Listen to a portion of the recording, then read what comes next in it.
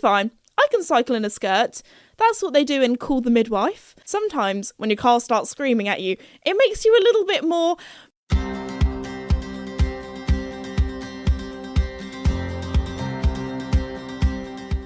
Hello everybody and welcome back to my podcast, Esme's Country Life. In today's episode I'm going to be talking about my trip away to Oxford. Yes, I actually had some time off and got up to lots of different things. There was also one big accident that happened on that trip, so stay listening to hear about what happens with that. But anyway, before we begin, I just want to say a huge thank you to the sponsor of the podcast, Red Post. Red Post is an equestrian and country store based in the UK, but they also ship all over the world. And at the moment, if you listen to the last few episodes, you will know that they are doing their big summer sale.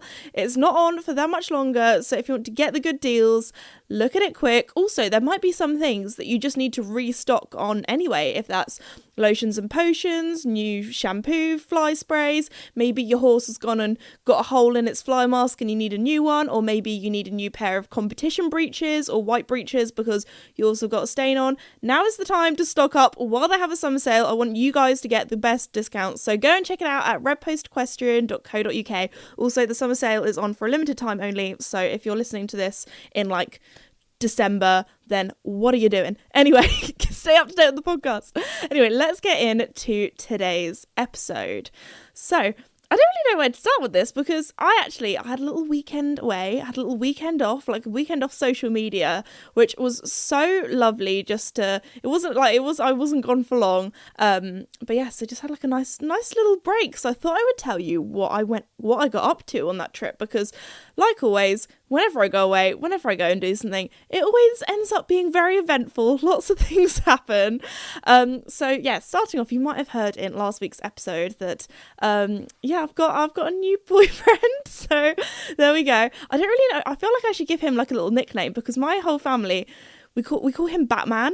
Not because of like Batman as in I'm Batman, but Batman because he is an ecologist, so he does lots of like surveys, and at the moment it's like bat survey season. So so I'm gonna be, I guess on the podcast I'm gonna be calling him Batman. That's gonna be his nickname, so there we go.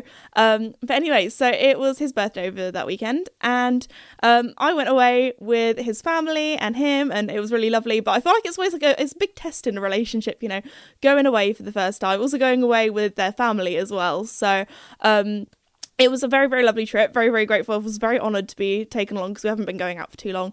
But yes, so anyway, we decided to go to Oxford because over this summer, that's where his brother is working. So he could join along on the trip with his boyfriend as well. So that was lovely. But yes, started off on our trip. So we had a bit of a road trip. We went in my 4x4 that you guys, if you listen to the podcast, will know. My car is called Digby. A bit of a random name. I am that person. I like to name my cars. So far I've had Frida, Ivy, and now we have Digby. So Digby is the only boy car I have, but he's quite a big boy. He's a big 4x4. So I thought, I don't know, I just felt like he suits his name. Anyway, so there I am talking about my car for a reason here, because on the way to Oxford we thought, how about we stop in Marlow? If you don't know where Marlow is, it's like a cute little town kind of in between Oxford and London, and we stopped off there, had a little bite to eat, bit of a snack, and anyway, he was like, oh, Marlow's really pretty, how about we drive through the centre and go over the bridge? Now, if you know not Marlow Bridge, you will know what I mean, but I didn't know what I was getting into. He was like, I know that the work van can fit through there, so you should be fine with Digby. I was like, okay. Because basically this bridge is quite an old bridge, and they don't want big lorries to go through. Now, Digby is he's a little bit of a wide boy. He's probably as wide as like your average transit van. So I was driving along and I was like, Batman, am I going to be able to fit through here? I was pooing myself. I was so nervous. I've never been so scared. Digby goes into what we call panic mode because he's like a modern car. He likes to scream at you when he gets a little bit scared, which I don't know. Some people love the beep beep beep. Some people hate it. I'm a little bit in between. Sometimes the beep beep beep on cars where you're going to accidentally reverse into something or whatever, it's saved me a few times. But sometimes, especially if you're like trying to parallel park and loads of people are watching you and it's a little bit of a stressful situation, sometimes sometimes when your car starts screaming at you, it makes you a little bit more, worried and anxious and that kind of thing. So I was driving along and I was like, okay, look out your window, I'll look out my window. There was probably about half an inch on each side for me to get through this thing. Now, you might think, oh, is it because the bridge is really narrow? No, the bridge isn't even that narrow. Like a normal car could just drive through. It's because they don't want heavy vehicles to go through. So anyway, I got through the first one. I was like, phew, done it. Perfect, brilliant. We made it through. And then I realised that there was another one on the other side. And I was like, brilliant. Okay, we can do this. I'm going to girl boss my way through. I'm a big girl with my big car. I can get through. Anyway, I managed to get through. No Digby's were harmed, no scratches were made, it was all good. And I turned around and I said to him, I am not going over that bridge again in this car. But it was a lovely bridge. I'm glad I went over. Was it setting me up for another interesting Digby journey? Yes, it was. We'll get to that a little bit later. There was quite a lot that happened on that journey. So we were driving along and there was this car that's like stopped in front of us and we're like, oh my goodness, why is this car stopped? Another car stopped. I thought, is there like something in the road? Is there a dog? That kind of thing. There was a Zimmer frame in the middle of the road, like a little old person kind of like walking kind of frame. And we were like, what is going on? Like, there's some grandma gone on the loose and left it behind. So anyway, this guy had stopped because it had somehow rolled into the middle of the road and somebody stopped so no cars would get tangled up in it. So that was a little bit of a different thing to spot in the middle of the road. But anyway, we were very glad that the car in front of us stopped and moved it out of the way. They were a very good Samaritan. And then we finally got to our destination. So we were staying in I would definitely recommend. They are a little bit pricey, but because it was a birthday, it was a big kind of celebration weekend away. So we were staying in a Landmark Trust building. So the best way I can describe it is, if you guys know what the National Trust is, where in the UK we have this thing called the National Trust, where there are lots of big old manor houses, stately homes, that kind of thing, that often get sold because they are very expensive to run and people, run out of money, that kind of thing. The National Trust buys them up and then keeps them in kind of good condition, because then the general public can come along, have a little nosy around, have a little walk around. So my whole childhood was basically going to National Trusts. Also, there's sometimes like castles and things like that at them as well. So lots of really cool kind of British history and that kind of stuff. So it's basically walking into a Bridgerton kind of house, basically. So yeah, it's a little bit like that, but with smaller old buildings. So this one was called the Old Parsonage, and it was like just off the, I'll say, we were on the kind of like river, which is actually the River Thames, which is the one that goes through London. But obviously we were further along the river because we were Oxford way. So yeah, technically I've swam in the Thames, which sounds a little bit weird to say because the Thames where like London is, you do not want to swim in that. That is some dirty water. But anyway, so sorry, we'll get back to the swimming in the river later on in today's episode. But yes, so we arrived and it was this beautiful old house. Can't lie, there were some bits that were a little bit creepy, especially at night. But no, it was beautiful, like these beautiful stone windows. It was so picturesque. And I would say if you are from abroad and you're staying in the UK, even if you just stay for one night, I would recommend staying in somewhere like that, because honestly, it was like going back in time. It was lovely. And again, I had my little social media detox that weekend. So I was just like, had a nice old chill time. So we arrived. Now, there is a little parking area that was off the street. So to get into this off-street parking area, kind of like in the garden, like the kind of driveway, you had to go through this archway, this kind of stone arch. And we didn't realise this when, I didn't book it at all. I just was very kindly invited along and had a good old jolly. But his family went in a van because we brought all the paddle boards, we brought all our bikes. We were having like a proper family weekend away. Their van could not fit through. Digby could just about fit through, but because it was going in, that was okay. There was a little bit of a, yep, I think you're gonna make it. Digby's roof is not going to be scratched off. But it was getting out on the way home. I don't know why, but for some reason, going in front ways, it was just super tight. The angle, it wasn't going well. So I was like, you know what? I'm gonna go out bum ways, guys. And I tell you what, it worked. It was fine. For some reason, I've become like a reverse parking girly recently. I was never that person, would always go front in. But now, I don't know why, I'm more confident going backwards. Maybe it's because I can't see where I'm going. Well, no, obviously I check my reverse cameras. I look behind. It's all good. I'm a safe driver, I promise. But anyway, yes, there we go. So we arrived. We were all good. We got to pick our bedroom, and we picked the biggest one because he was the birthday boy, so that was really lovely. What was quite funny was the little corridor going up to our bedroom, because it was such an old little cottagey kind of thing. They had this like carpet on it, and it was almost like an Aladdin's kind of carpet. It looked like it was almost moving because the floor was so kind of creaky and wobbly, but it was just so pretty there.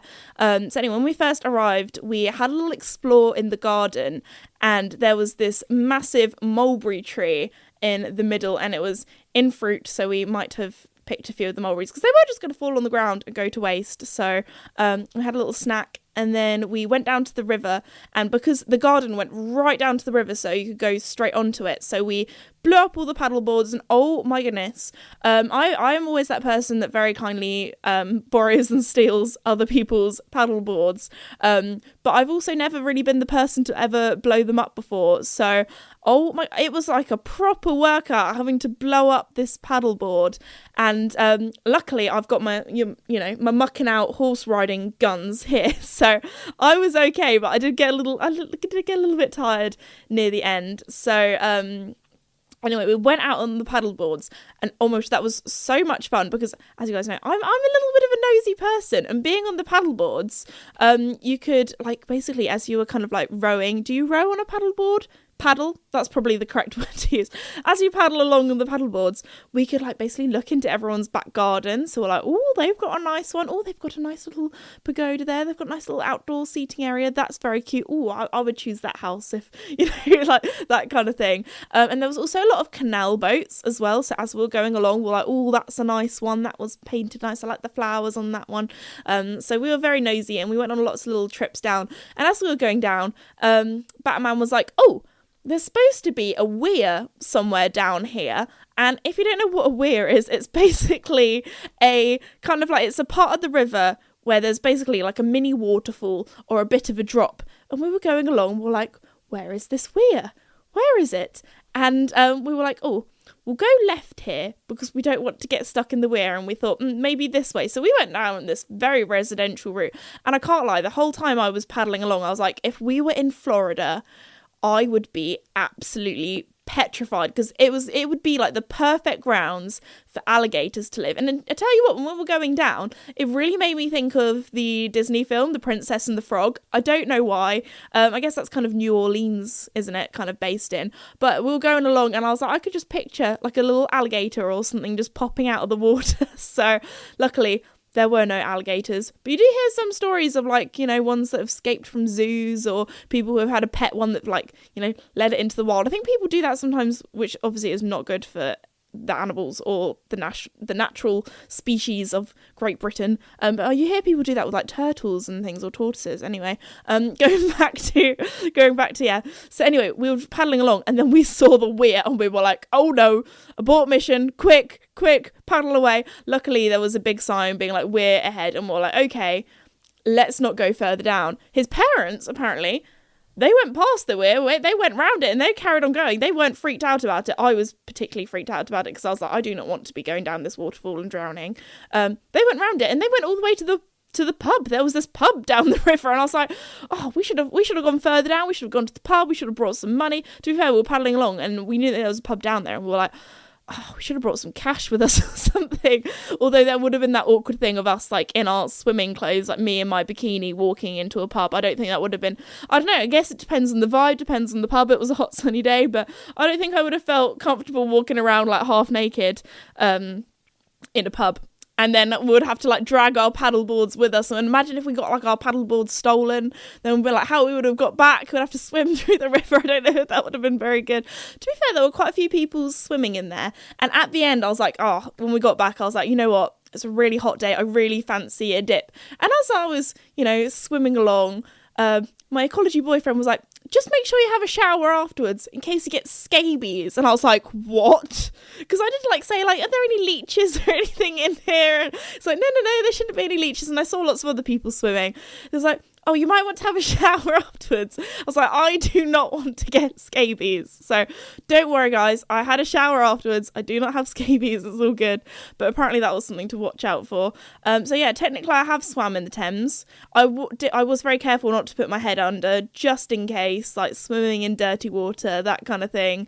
I won't talk about the Olympics and swimming in the Seine because we've all heard about that and didn't end up too well for some poor people.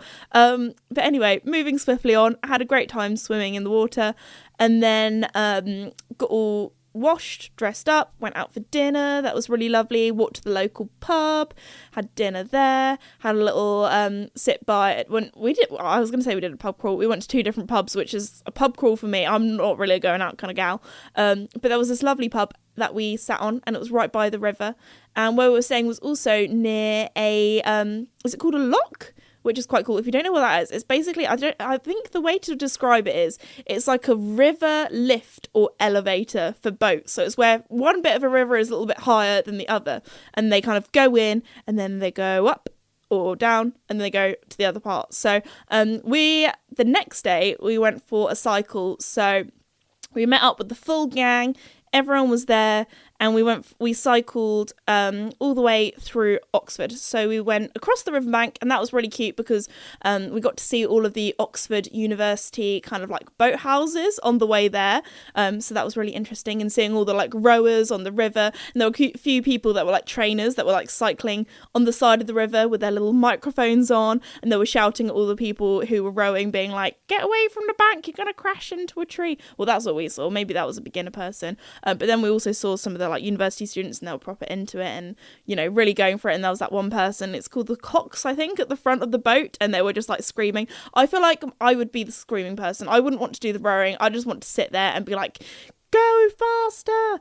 They probably say some other things rather than just go faster, but I don't know what they say. But anyway, so we were cycling along, and on our cycle there were a lot of, I don't know if you guys have these in different countries, but there are these things called burrs, and they're basically like little seed pods that kind of have these, I don't want to say spikes because they're not actually that spiky, but they're kind of like sticky, and they have these like, little long bits on.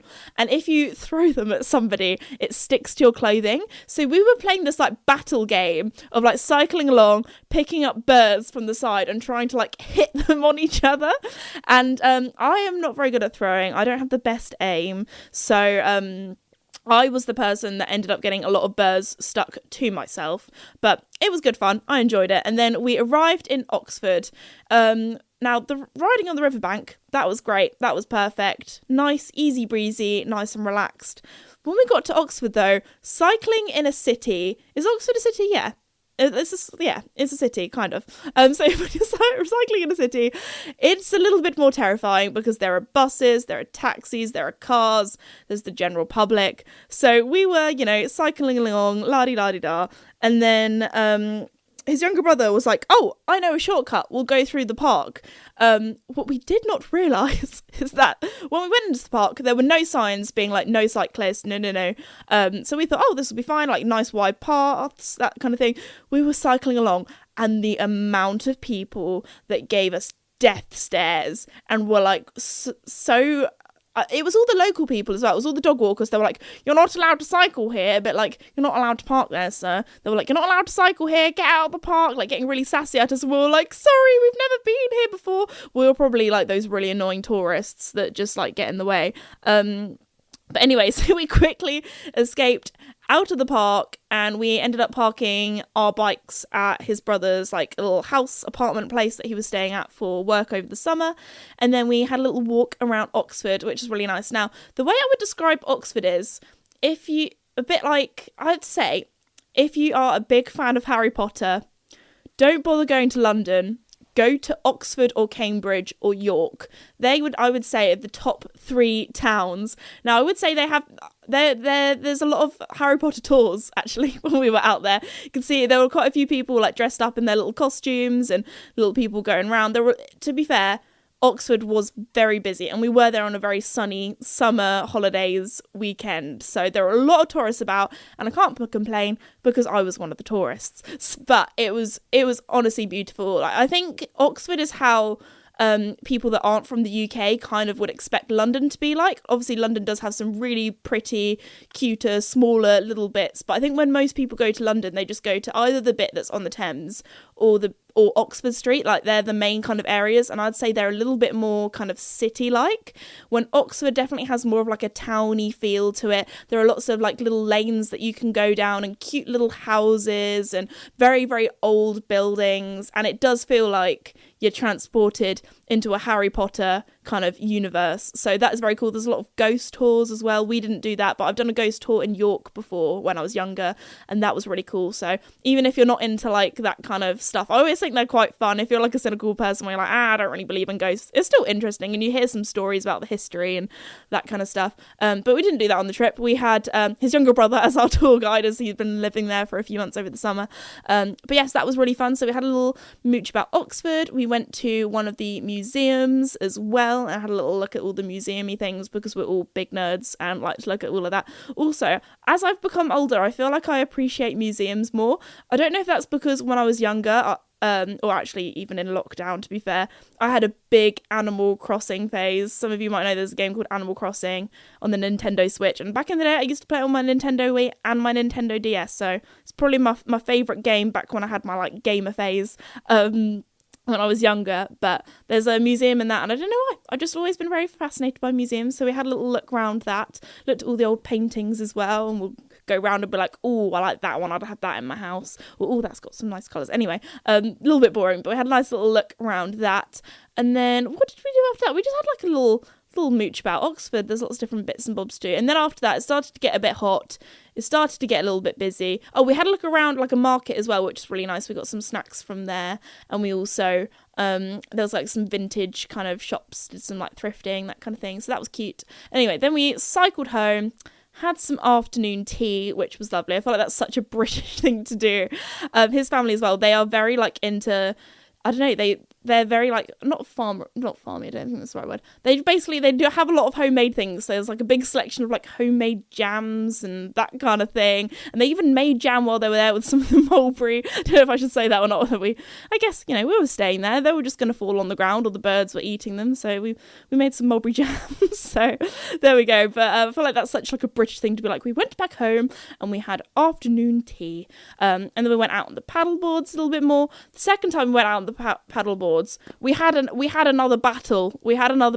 And that was us two versus his brother and his brother's partner, and we basically, conkers was the second weapon of choice. If you don't know what a conker is, now these ones, they were not very ripe, so they weren't that spiky, because these actually sound quite lethal, but they're like these green, or chestnuts.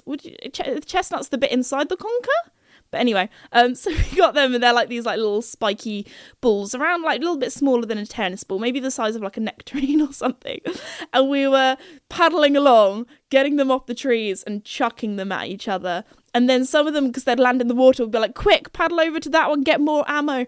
So we had like a little conker fight on the river, which probably looked a little bit dodgy. Also, we didn't know this until we left, but just as we left, we saw a sign that said you had to have a paddleboard license in order to paddleboard on the Thames or on the river.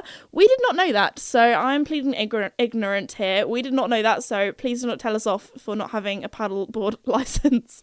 But we were very safe, we were very good. We got out of all the boat's ways, and we had a lovely time. But yeah, to be fair, where we were staying, it was near the lock, so there weren't really that many boats going through, because most of them got there and were like, sack that off, we don't have to go through this lock with the lock keeper and have to go in this like river lift or elevator, we'll just turn around. So there weren't actually that much kind of traffic going through that bit, and obviously there weren't all the rovers or anything there, because they were the other side of the river near Oxford. But where we were staying, it was probably about a 10-15 minute cycle into the centre of Oxford, so we really weren't that far away from Oxford at all.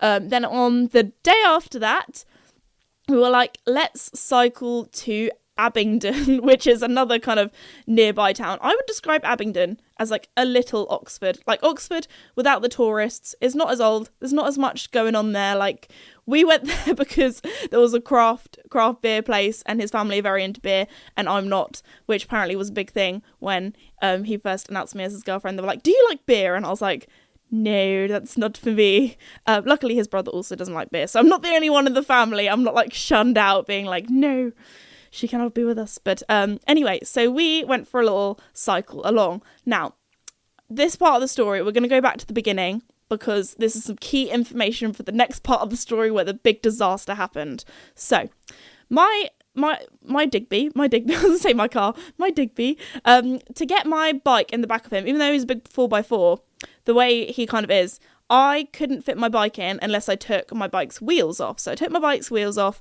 put it in the back of Digby, used him to transport the bike. Anyway, when we got there, put the Batman very kindly put my tyres back onto my bike. Now, we had a very bumpy journey to Abingdon. Now, this took us quite a while. There were 2 different cycle routes that we could do, and we thought, oh, we'll do the one along the river. That sounds lovely. What I didn't realise is that apparently it's quite common for Batman on a holiday to take us kind of on a, what I'm going to call what my family call a magical mystery tour, which is, the journey is often a little bit longer than you expect. It's like, oh yeah, it'll only take half an hour and a half later, that kind of thing. And it was like, oh yeah, it looks nice. I've looked at it on Google Maps, that kind of thing. And what we didn't realise is that this pathway was a little bit overgrown. So we were cycling along. Luckily, I'm a tough country gal. I can keep up. I'm all good. There were some overgrown branches that maybe we had to duck under, and some bits that are a little bit muddier, and little bits that are a little bit bumpier, and little bits where it was just a little bit overgrown and probably not the best for cycling. But we made it. We made it to Abingdon. We made it to the craft beer place. Literally, I cannot make this up. As soon as I put my brakes on to stop, when we arrived at this like industrial estate to this craft beer place, my back tyre fell off. And when I tell you, I was like, oh my gosh, I was in shock. I was, luckily, as it fell off, it was as I was becoming stationary. So I didn't fall off my bike and I was all good. But I did think to myself, oh my goodness, I've just had that long bumpy journey all the way here and that back tyre could have fallen off at any moment. It was so lucky that my tyre fell off at the right time. And Batman, he felt so bad. He was like, I'm so sorry. And it's like, it's fine. I also helped you put the tyre on. And to be fair, when I was the last kind of like half an hour, last like 20 minutes, 15 minutes of the journey, when I went to change gear, my chain was making chain noises, which it probably shouldn't do. Like sometimes, when you change gear, it makes like a little kind of noise for a little. That was not a very good chain noise from me. Little sound effects here on the Esme's Country Life podcast. But anyway, it was making the chain noises, and normally it only makes that for a little bit when you change gear. But it carried on making them, and I thought, maybe I just need to change gear on the other side of my handlebars. Carried on doing it, and I thought nothing of it. I thought maybe something needs greasing, so maybe something needs a little bit of WD-40 on. I don't know. That always seems to do the trick on things. That seems like if anything's got a problem, bit of WD-40, that's the stuff apparently. Anyway, so I just thought, maybe it's a bit of an old bike. We'll see. I didn't realise it's because my tyre was falling off. So there we go.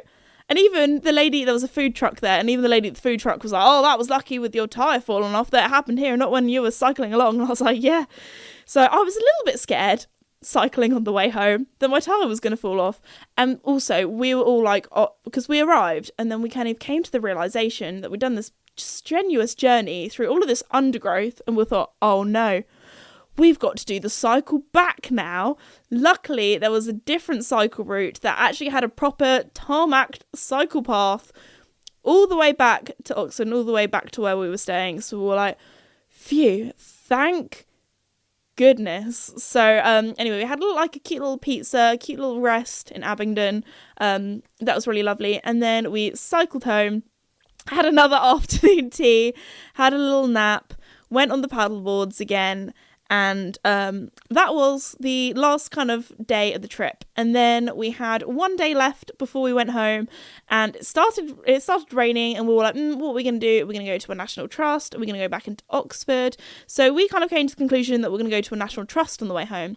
So I decided, I'll wear my big, beautiful, flowy skirt, because it was quite a warm day, but it was also kind of raining, and I thought that would be a lovely outfit to wear. And I was feeling super cute. And then we were like, oh no, actually, we are going to cycle back into Oxford. And I thought, I'll be fine. I can cycle in a skirt. That's what they do in Call the Midwife. If any of you have seen that. So I was cycling along feeling like I was in Call the Midwife. That was one of those shows that me and my mum used to watch together when I was younger. There was one point where I was like, you know what, I actually felt like such a fashionable gal, because I managed to tie like a little knot in my skirt. So don't worry, I did not flash anyone, but because it was a bit longer, so it wouldn't end up like, I was like, this is going to get stuck in a chain or something. You guys know, I've already had my tyre fall off my bike. I don't want to have another accident. So anyway, we cycle into Oxford. That's all lovely. Only like a 15-minute trip. Fine, cycling in a skirt. Then we went to some more museums. Oh, also, we... because my boyfriend used to go to Cambridge, and apparently they have this thing where you're like twinned college or that kind of thing, you can get in for free in Oxford. So we had a mooch about there, and he was like, oh my gosh, this college definitely got way more funding than ours. It was huge. Now I haven't been around his college or anything yet, so he's like, when I take you to Cambridge at some stage, you're going to be disappointed, because this Oxford one was massive. So we had a little walk around there, and that's one thing that if you do go to Oxford, I would recommend going around one of the colleges, because they are stunning, picturesque. It just basically, it's like going to real life Hogwarts in Harry Potter. And all of the gardens are completely immaculate. They had like a whole team there of gardeners, like mowing the lawns every day, doing the garden. It was beautiful. And also this one that we went to, I think it was Magdalen, they had a huge deer park. So it was very strange how you'd be like in the city kind of area of Oxford, you'd go into the college and be like, oh wow, this is all cool, I've been transported to Hogwarts. And then there was just like a massive field that had deer fenced in, and we were like, what on earth? Where have I been transported to? It was incredible. They also had like the river there, so you could go punting on the little punts or the little boats. We didn't do that because they'd all done that so many times before in Cambridge. But anyway, so we had a little nose around their college, and he was like, yeah, theirs is way bigger than ours. But anyway, so that was really cool. And yes, that was pretty much our time. Went to some more museums. Oh yeah, the last thing. So yeah, back to the cycling.